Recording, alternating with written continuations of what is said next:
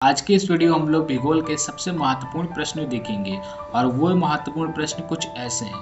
कुछ इस तरह से आपके पेपर में सबसे ज़्यादा प्रश्न पूछे जाते हैं। तो चैनल को सब्सक्राइब कीजिए और चलते हैं पहले प्रश्न की ओर। भूगोल का जनक किसे कहा जाता है? तो भूगोल के जनक की अगर हम लोग बात करें किसे कहा जाता है, तो ये सबसे ज़्यादा पूछा जाने वाला अब तक का प्रश्न है। और अगर आपको उत्तर पता है तो कमेंट बॉक्स में आप तुरंत टाइप कर दीजिए बिना देरी किए। साथ ही साथ चैनल को सब्सक्राइब कीजिए।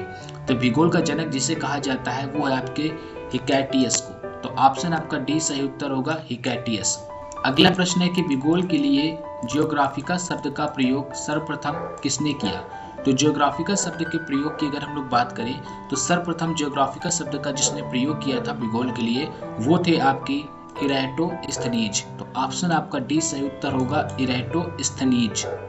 अगला प्रश्न है कि मानव भूगोल का पिता निम्नलिखित में से किसको कहा जाता है? और ये सबसे अब तक का महत्वपूर्ण प्रश्न है कि मानव भूगोल का पिता किसे कहा जाता है। तो मानव भूगोल के पिता की बात करें अगर, तो जिसे कहा जाता है वो है आपके कार्ल रिटर। तो ऑप्शन आपका ए सही उत्तर होगा, कार्ल रिटर। अगर आपकी भी जीके में है दम तो आप लोग कमेंट बॉक्स में हर एक प्रश्न का उत्तर लिखा कीजिए। देखते हैं कि कितने लोगों के जीके में दम है। अगला प्रश्न है कि भूगोल को मानव परिस्थितिकी के रूप में परिभाषित करने वाला विद्वान कौन है? तो मानव को भूगोल की परिस्थितिकी के रूप में परिभाषित करने वाले विद्वान की अगर हम लोग बात करें तो वो है विद्वान आपके H.H. बैरोज। तो ऑप्शन आपका सी सही उत्तर होगा, H.H. बैरोज।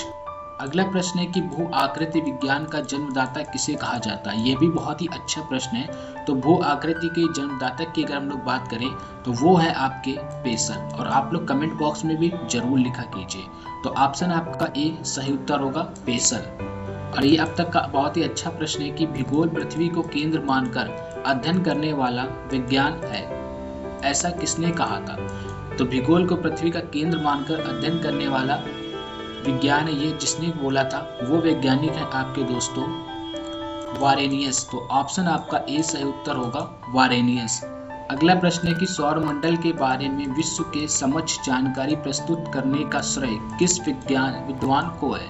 तो सौरमंडल के बारे में विश्व के समक्ष जानकारी प्रस्तुत करने वाले विद्वान जिसे बोला जाता है वह विद्वान है आपके कॉपरनिकस। तो ऑप्शन आपका ए सही उत्तर होगा, कॉपरनिकस।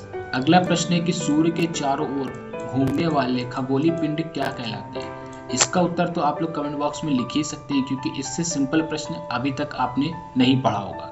तो सूर्य के चारों ओर घूमने वाले खगोलीय पिंड क्या कहलाते हैं? ग्रह कहलाते हैं। तो ऑप्शन आपका ए सही उत्तर होगा, ग्रह। अगला प्रश्न है कि भूगोल भूतल का अध्ययन है, ऐसा किसने कहा था? तो भूगोल भूतल का अध्ययन है ऐसा जिस वैज्ञानिक ने कहा था वो वैज्ञानिक है दोस्तों आपके कांट। तो कांट ने ऐसा बोला था। तो ऑप्शन आपका सी सही उत्तर होगा, कांट। अगला प्रश्न है कि सौरमंडल में कुल कितने ग्रह हैं? तो सौरमंडल में आपको सबको पता है कि टोटल 8 ग्रह हैं और पहले आपके 9 ग्रह हुआ करते थे। प्लूटो को हटा दिया गया है। और ये क्यों हटाया गया आप लोगों को भी रीजन पता है। अगर नहीं पता है तो वीडियो के डिस्क्रिप्शन में लिंक है, अभी जाके इस वीडियो को वॉच कर सकते हैं। तो यहाँ पे आपका ऑप्शन डी सही उत्तर होगा, 8। अगला प्रश्न है कि किसी ग्रह के चारों ओर परिक्रमा करने वाले छोटे आकाशीय पिंड को क्या कहते हैं? तो किसी ग्रह के चारों ओर जो परिक्रमा करते हैं उन छोटे आकाशीय पिंड की अगर हम लोग बात करें तो उनको दोस्तों उपग्रह बोला जाता है। तो ऑप्शन आपका सी सही उत्तर होगा, उपग्रह। अगला प्रश्न है कि ग्रहों की गति का नियम प्रतिपादित किसने किया था? तो ग्रहों की गति का नियम प्रतिपादित जिसने किया था वो कौन है? आप लोग कमेंट करके भी आंसर लिखिए। मैं भी देखूं कि कितने स्टूडेंट ऐसे हैं जो जिनकी जीके में दम है और उनकी तैयारी अच्छी चल रही है। तो आपका जो सही उत्तर होगा वो होगा क्या? केपलर। तो ऑप्शन ए सही उत्तर होगा, केपलर। अगला प्रश्न है कि नॉर्वे में अर्धरात्रि के समय सूर्य कब दिखाई देता है? ये बहुत अच्छा प्रश्न है। तो नॉर्वे में अर्धरात्रि के समय की अगर हम सूर्य की बात करें तो वो आपका 21 जून को दिखाई देता है। तो ऑप्शन बी सही उत्तर होगा, 21 जून। अगला प्रश्न है कि सौरमंडल की खोज किसने की? ये सबसे अच्छा प्रश्न है। तो सौरमंडल की खोज की अगर हम लोग बात करें तो इनमें से किस वैज्ञानिक ने सौरमंडल की खोज की थी? तो जिस वैज्ञानिक ने सौरमंडल की खोज की थी वो है आपके कॉपरनिकस। तो ऑप्शन आपका ए सही उत्तर होगा, कॉपरनिकस। ऐसे प्रश्न आपको शायद ही देखने को मिले, ये कि बहुत ही रिसर्च करने के बाद मैंने ऐसे प्रश्न निकाले हैं। अगला प्रश्न है कि सौरमंडल का जन्मदाता किसे कहा जाता है? बहुत अच्छा प्रश्न है। तो सौरमंडल के जन्मदाता की अगर हम लोग बात करें तो सौरमंडल को जिसने जन्म दिया है वो सूर्य है। तो ऑप्शन आपका डी सही उत्तर होगा, सूर्य। अगला प्रश्न है कि एक ग्रह के अपने अक्ष में सूर्य से अधिकतम दूरी को क्या कहा जाता है। अगर एक ग्रह के अक्ष से सूर्य से जो अधिकतम दूरी होती है उसे दोस्तों अगर हम लोग बोलें तो उसे अपसौर कहा जाता है। एक ग्रह से सूर्य तक के दूरी को अपसौर बोला जाता है। तो ऑप्शन आपका बी सही उत्तर होगा। बात करें अगले प्रश्न की तो एक ग्रह की अपने अक्ष में सूर्य से न्यूनतम दूरी को क्या कहते हैं, और वहां पे था आपका अधिकतम दूरी और यहाँ पे क्या है न्यूनतम दूरी। तो न्यूनतम दूरी की अगर हम लोग बात करें दोस्तों तो न्यूनतम दूरी को आप लोग उपसौर कहते हैं। तो ऑप्शन आपका ए सही होगा उपसौर। अधिकतम दूरी को हम लोग अपसौर कहते हैं और न्यूनतम दूरी को उपसौर बोलते हैं। अगला प्रश्न है कि अंतरिक्ष में कुल कितने तारामंडल हैं। तो आप लोग बताइए कि अंतरिक्ष में कुल कितने तारामंडल हैं। तो अंतरिक्ष में तारामंडल की संख्या की बात करें तो अभी 79 तारामंडल हैं, सॉरी 89 आपके तारामंडल यानी कि 89। अगला प्रश्न है कि आपका पार्थिव ग्रहों की संख्या कितनी है।